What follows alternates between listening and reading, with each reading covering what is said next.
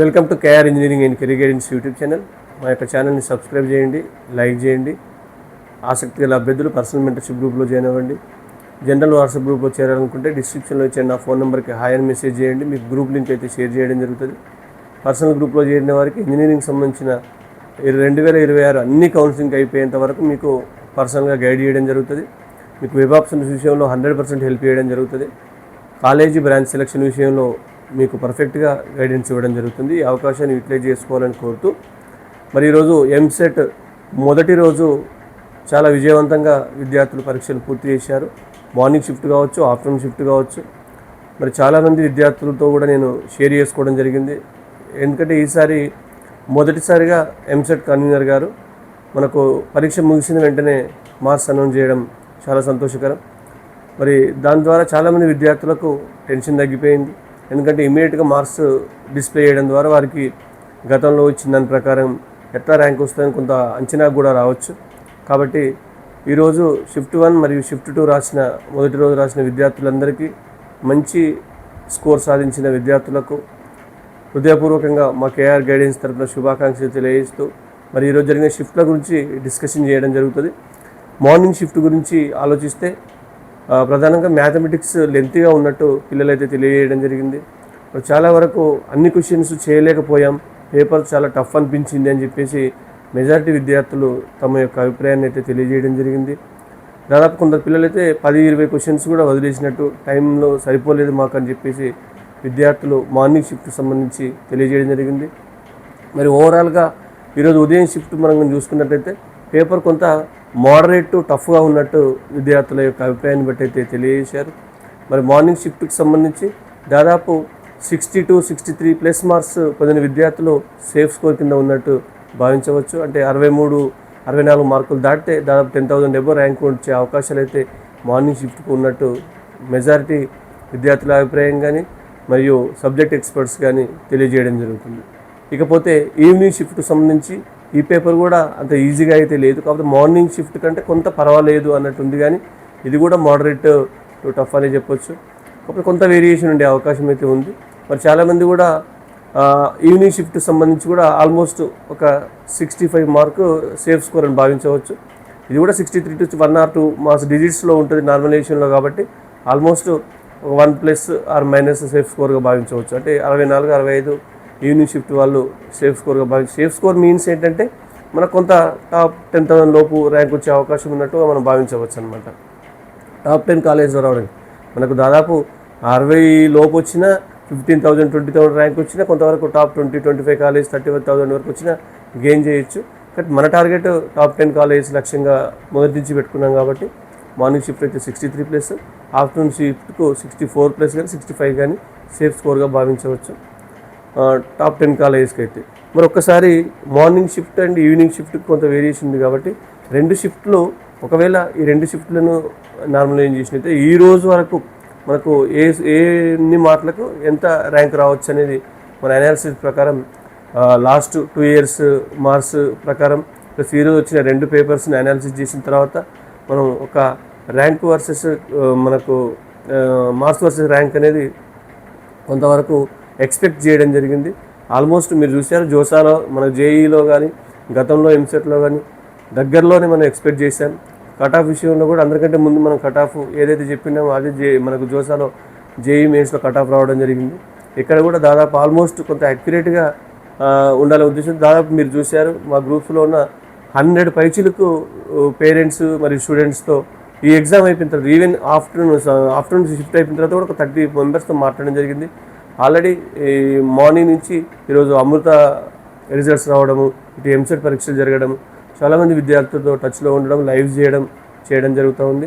మరొకసారి ఈరోజు జరిగిన 2 షిఫ్ట్లో జస్ట్ కొంత స్లైట్ అటు ఇటు ఉండొచ్చు, కానీ ఓవరాల్గా చూసినట్లయితే మనకు ఎన్ని మార్కులకు ఎంత రాయవచ్చు అని ర్యాంక్ ప్రకారం చూసినట్లయితే 100+ మార్క్స్ వచ్చిన విద్యార్థులు మన గ్రూప్స్లో కూడా మనకు ఇంతవరకు కేఆర్ గ్రూప్స్లో 121+ మార్క్స్ కూడా చెప్పారు, 114 చెప్పారు, 109 చెప్పారు, 93 చెప్పారు, 98 చెప్పారు, 80+ చాలామంది విద్యార్థులు చెప్పారు.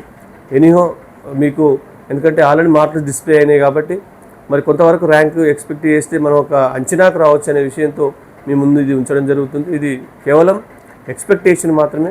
పర్ఫెక్ట్ రిజల్ట్స్ కూడా ఎంతో కాలం వెయిట్ చేయాల్సిన అవసరం లేదు. మనకు 11th ఎగ్జామ్ అయిపోతే ఎంసెట్ కన్వీనర్ గారు కూడా వితిన్ షార్ట్ టైం 4-5 డేస్లోనే, అంటే మోస్ట్ ప్రాబబ్లీ మనకు 15 నుంచి 17 మధ్యలో ఎంసెట్ రిజల్ట్స్ కూడా వచ్చే అవకాశం ఉన్నట్టు మనకు తెలుస్తూ ఉంది. ఒకసారి ఈరోజు జరిగిన 2 షిఫ్ట్లను అనాలిసిస్ చేస్తూ marks versus percentage marks versus rank ఎట్లా ఉందో అంచనా కొద్దాం. దాదాపు 100+ మార్క్స్ స్కోర్ చేసిన వాళ్ళు ఈరోజు మార్నింగ్ అండ్ ఈవినింగ్ షిఫ్ట్లో కలిపి నామినేషన్లో 500 బిలో ర్యాంక్ ఉండే అవకాశం అయితే ఉంది. 95+ స్కోర్ చేసిన వాళ్ళకు 1000 బిలో ర్యాంక్ ఉండే అవకాశం ఉంది. 90+ మార్క్స్ స్కోర్ చేసిన వాళ్ళకు 2000 బిలో ర్యాంక్ వచ్చే అవకాశం ఉంది. 85+ స్కోర్ చేసిన వాళ్ళకు 3500 బిలో ర్యాంక్ ఉండే అవకాశం ఉంది. 80+ మార్క్స్ స్కోర్ చేసిన వాళ్ళకు 4500 బిలో ర్యాంక్ వచ్చే అవకాశం ఉంది. 75+ మార్క్స్ స్కోర్ చేసిన వాళ్ళకు ఆల్మోస్ట్ 6000 బిలో ర్యాంక్ వచ్చే అవకాశం అయితే ఉంది. 70+ స్కోర్ చేసిన వాళ్ళకు ఆల్మోస్ట్ 8000 బిలో ర్యాంక్ వచ్చే అవకాశం ఉంది. నెక్స్ట్ 65+ స్కోర్ చేసిన వాళ్ళకు 11,000 బిలో ర్యాంక్ వచ్చే అవకాశం అయితే ఉంది. 60+ చేసిన వాళ్ళకు ఆల్మోస్ట్ 60+ చేసిన వాళ్ళకు 15,000 లోపు ర్యాంక్ వచ్చే అవకాశం అయితే ఉంది. 55+ చేసిన వాళ్ళకు 15 నుంచి 23,000 వరకు వచ్చే అవకాశం ఉంది. తర్వాత 50+ స్కోర్ చేసిన వాళ్ళకు 23,000 నుంచి దాదాపు 30,000 వరకు ఉండే అవకాశం అయితే ఉంది. 45+ స్కోర్ చేసిన వాళ్ళకు 40 నుంచి 60K మధ్యలో ఉండే అవకాశం ఉంది. 44 మార్క్స్ వచ్చిన వాళ్ళకు 60 నుంచి 70,000 వరకు ర్యాంక్ రావచ్చు. 43 మార్కులు పొందిన వారు 70 నుంచి 90,000 వరకు ర్యాంక్ ఉండొచ్చు. 42 మార్కులు పొందిన వాళ్ళకు 90 నుంచి 1 lakh వరకు ర్యాంక్ ఉండొచ్చు. 41 మార్క్స్ పొందిన వాళ్ళు 1 నుంచి 1,10,000 వరకు ఉండొచ్చు.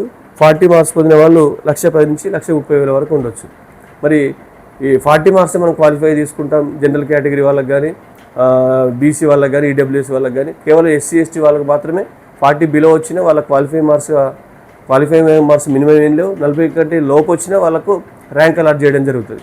ఇది ఈరోజు జరిగిన షిఫ్ట్ల మీద మన విశ్లేషణ. మరి ఈరోజు వచ్చిన మార్కులను చూసి కూడా ఎవరు కొద్దిగా ఫీల్ అవ్వద్దు, ఎందుకంటే నార్మలైజేషన్ ప్రక్రియ ఉంటుంది. టోటల్గా 5 షిఫ్ట్లు, మనకు 6 షిఫ్ట్లు కంప్లీట్ అయిన తర్వాత 3 days ఎగ్జామ్ తర్వాత మనకు ఫైనల్గా నామినేషన్ తర్వాత డిజిట్స్లో మీకు మార్క్స్ వస్తాయి. మరి ఆ డిజిట్స్లో మార్క్స్ వచ్చినప్పుడు అప్పుడు మాత్రమే మనం ర్యాంకును సరిగ్గా అంచనా వేయగలం.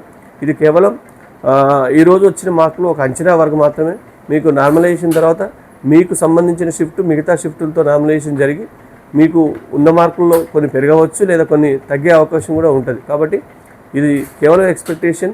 కొంత నామినేషన్ తర్వాత 1+2 పెరగవచ్చు, 3+4 వరకు కూడా పెరగవచ్చు, తగ్గొచ్చు. కాబట్టి ఆఫ్టర్ నార్మలైజేషన్ ర్యాంకు ఏదైతే అలాట్ చేసే ముందు జరిగిన స్కోరే ఫైనల్ స్కోర్ అని చెప్పొచ్చు. మనకు ఆటోమేటిక్గా రిజల్ట్స్లో నార్మలైజేషన్ తర్వాత డిజిట్స్లో ఉంటుంది కాబట్టి డిజిట్స్లో మార్క్స్ ఉంటాయి మీకు. ఆ మార్క్స్ ద్వారానే ర్యాంక్ అనేది అలాట్ చేయడం జరుగుతుంది. ర్యాంకే మనకు ప్రామాణికం కాబట్టి దీన్ని చూసి పెద్దగా హైరాణ పడాల్సిన అవసరం లేదు.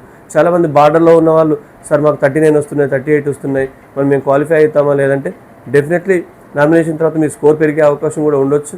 మరి లాస్ట్ టైం కూడా నామినేషన్లో 2-3 మార్కులు తేడా ఉంటే కూడా నామినేషన్లో కలిసిపోయి చాలామంది క్వాలిఫై అవ్వడం జరిగింది. మరి కొంత ఈజీ సెషన్ ఉందనుకోండి, ఈజీ షిఫ్ట్ ఉంటే కొన్ని మార్క్స్ తగ్గవచ్చు. నామినేషన్ చేసినప్పుడు 1 or 2 మార్క్స్ తగ్గే అవకాశం కూడా ఉంటుంది. కాబట్టి ఆఫ్టర్ నామినేషన్ ర్యాంకింగ్ అనేది జరుగుతుంది. కాబట్టి అది మాత్రమే ఫైనల్గా ప్రామాణికంగా, మీ ర్యాంకు మాత్రం ప్రామాణికంగా భావించాలి. ఇది జస్ట్ ఎక్స్పెక్టేషన్ మాత్రమే అని భావిస్తూ, మరి రేపటి నుంచి పరీక్ష రాయే విద్యార్థులకు కూడా ఆల్ ద బెస్ట్ తెలియజేస్తూ, పరీక్ష రాసిన వెంటనే మన గ్రూప్స్లో పెట్టండి, మీకు అనాలిసిస్ చేసి ఈ ఫలితం అందించబడడం జరుగుతుంది. థ్యాంక్ యూ అనండి.